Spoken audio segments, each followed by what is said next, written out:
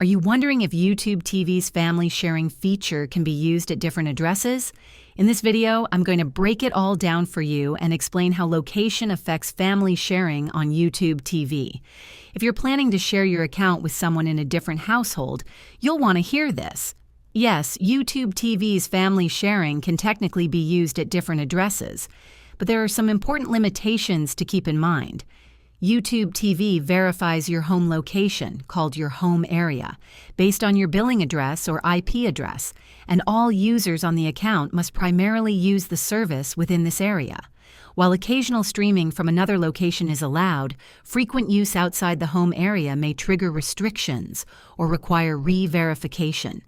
Additionally, simultaneous streaming is limited to 3 devices at once, regardless of location. If you're sharing with someone far away, ensure they occasionally access the account from the primary home area to avoid issues. If this video helped you understand how YouTube TV family sharing works across locations, please give it a thumbs up and subscribe to the channel for more helpful tutorials. Thanks for watching.